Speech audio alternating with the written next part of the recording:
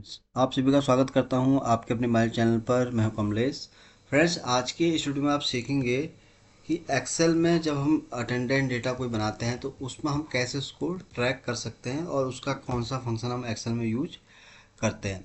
तो फ्रेंड्स, आज का टॉपिक बहुत ही इंटरेस्टिंग होने वाला है, तो आपसे रिक्वेस्ट है कि प्लीज़ शुरू से लेकर अंत तक इस वीडियो में बने रहिएगा। और अगर आपको ये वीडियो पसंद आए तो प्लीज़ इसको आप लाइक करें, शेयर करें और चैनल को भी सब्सक्राइब ज़रूर करें। तो फ्रेंड्स, एक्सेल में जब हम अटेंडेंस शीट बनाते हैं तो कैसे हम उस जैसे अपसेंट है या प्रेजेंट है डेटा, तो उसको हम कैसे ट्रैक कर सकते हैं। तो उसके लिए एक्सेल का एक बहुत ही सिंपल फंक्शन है जो एक्सेल में यूज किया जाता है। तो पहले हम क्या करते हैं, डेटा बना लेते हैं सिंपल सा, फिर उसके मैं बात बताऊंगा आपको कि कैसे आप उसको ट्रैक कर सकते हैं। तो यहाँ पर हम एक बनाते हैं कॉलम, एम्प्लॉय नेम।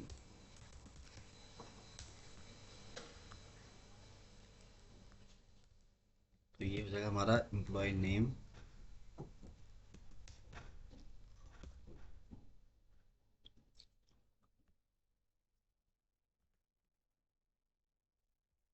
देन हम यहाँ पर डेट सेट कर लेते हैं, लाइक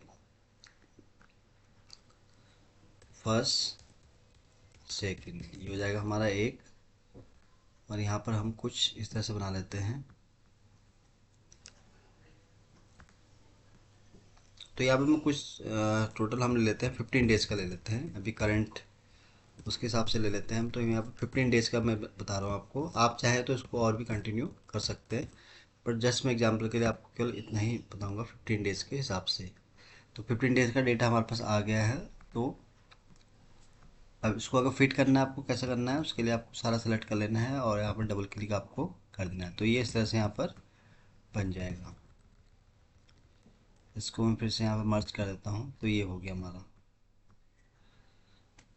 तो अब हमारे पास क्या है, एम्प्लॉय नेम हम यहाँ रखेंगे और यहाँ पर फिर हम अपसेंट प्रेजेंट इस तरह से यहाँ पर कैलकुलेट करेंगे। तो यहाँ पर एम्प्लॉय नेम हम टाइप कर लेते हैं कुछ भी, मनीष, कमलेश, मुकेश, नीता, रीना, टीना, कोमल। तो ये मैंने कुछ यहाँ पर एम्प्लॉय के नेम इस तरह से यहाँ टाइप कर दिया। अब इनका हम यहाँ पर अटेंडेंस और इसका इसको ट्रैक करेंगे।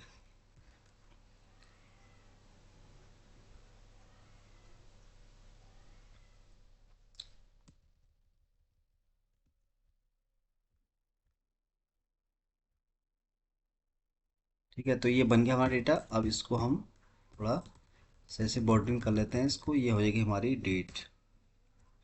अब यहाँ पर मैं रैंडमली कुछ भी टाइप कर देता हूँ। तो ये पहला वाला को मैं छोड़ता हूँ क्योंकि एम्प्लॉय नेम यहाँ से स्टार्ट नहीं है, या इसको मैं मर्ज नहीं करता हूँ। ठीक है, ये हो गया। अब इसको हम यहाँ पर हटा देते हैं। तो ये एम्प्लॉय नेम आ गया। अब यहाँ पर हम रैंडमली टाइप कर देते हैं एब्सेंट, प्रेजेंट, एब्सेंट। कहीं कहीं पे एब्सेंट ले लेता हूँ, कहीं पे मैं प्रेजेंट बनाता हूँ। यहाँ पर एब्सेंट और फिर यहाँ पर प्रेजेंट। तो ये डेटा आ गया हमारे पास। और फिर इसी को हम थोड़ा अपोजिट कर देते हैं, कॉपी कर लेते हैं इसको।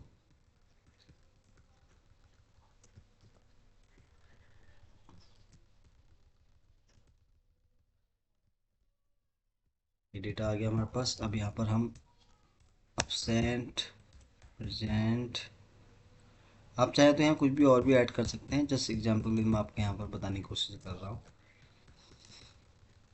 तो इसको मैं सारा इस तरह से ड्रैग कर देता हूँ क्योंकि नहीं तो टाइम बहुत लग जाएगा इसमें।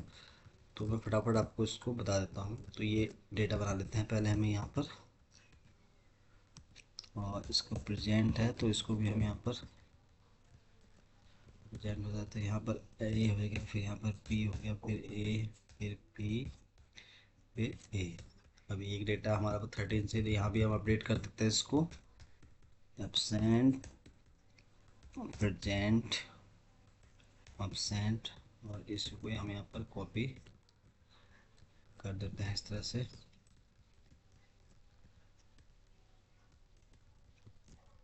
तो ये देख के फ्रेंड्स, यहाँ पर मैंने डेटा बना दिया है। तो एम्प्लॉय नेम आ गया हमारे पास और डेट के अकॉर्डिंग हमने इनके यहाँ पर अटेंडेंस भी मार्क कर लिया। तो ये बहुत ही बेसिक फंक्शन है। जब भी आपके पास कोई डेटा इस तरह से अटेंडेंस का होता है तो उसके लिए सिंपल एक फंक्शन है जो मैं बताऊंगा आपको।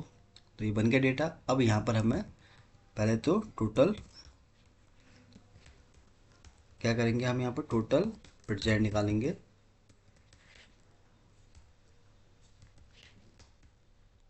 ये होगा हमारा टोटल प्रेजेंट आ जाएगा एक जगह, और एक जगह आ जाएगा यहाँ पर अपसेंट। तो आप चाहें तो यहाँ पर अपसेंट लिख सकते हैं, या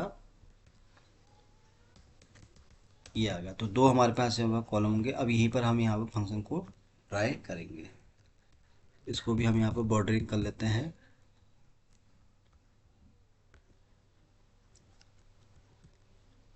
तो यहाँ पर हम फंक्शन यूज़ करेंगे फ्रेंड्स इन दो कॉलम में, क्योंकि जब भी हम अटेंडेंस बनाते हैं तो उसमें हमें प्रेजेंट का अलग निकालना होता है और अपसेंट का, फिर उसमें से हम इसको माइनस करके टोटल उसका नंबर ऑफ डेज यहाँ पर निकलता है। तो अभी मैं 15 डेज के हिसाब से बना रहा हूँ। आपके पास अगर डेटा ज़्यादा हो, मंथली का हो, तो वहाँ पर इसको आप अप्लाई कर सकते हैं। तो यहाँ पर हम यूज करेंगे काउंट इफ़।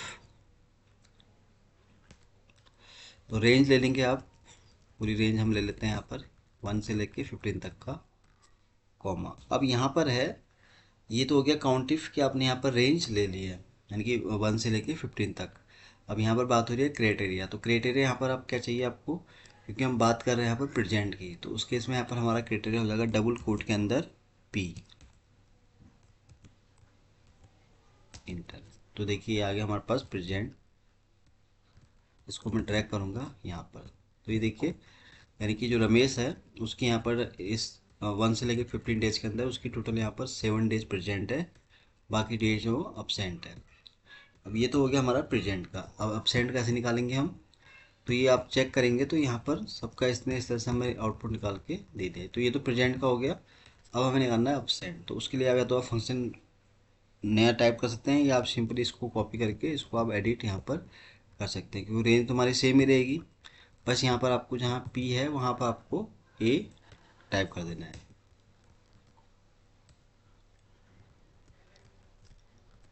ये आ गया हमारे पास आउटपुट।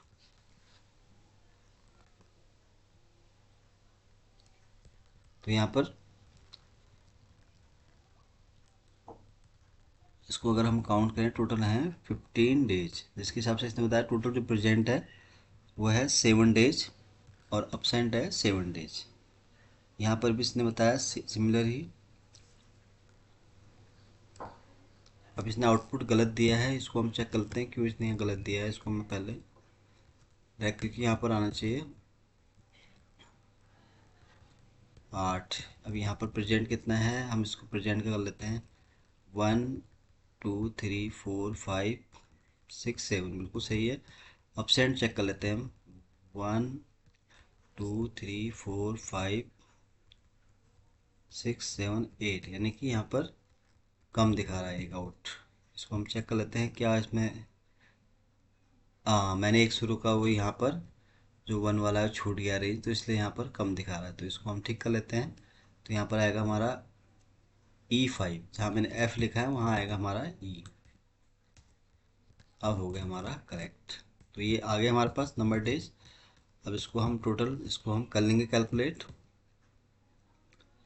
तो यहाँ पर क्या है, अब प्रेजेंट हमारे पास कितना है 7 और अपसेंट है 8। तो इस तरह से आप डेटा यहाँ पर आपको देख रहे हैं। अगर आप इसको प्लस करेंगे तो ये सेम यहाँ पे टोटल 15 डेज का यहाँ पर हमारे पास रिजल्ट आ गया है।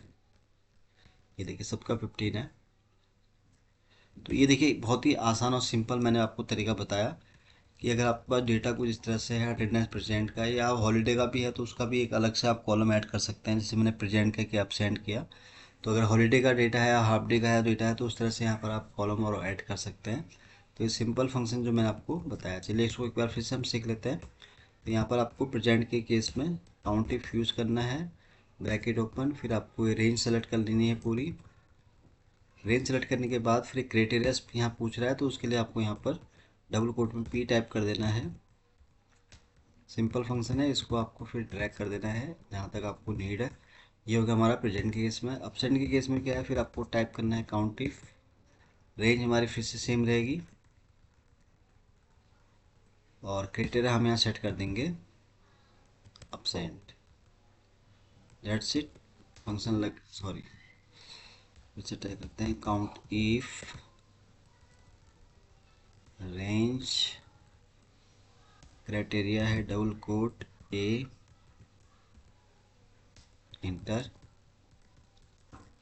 तो ये आ गया, यानी कि 7 डेज प्रेजेंट 8 absent, और इस तरह यहाँ पर 7 डेज प्रेजेंट 8 absent। तो ये सबका अलग यहाँ पर निकल के आ गया है। तो ये यानी कि ये हमारे पास इस तरह से दोनों का यहाँ पर आ गया है।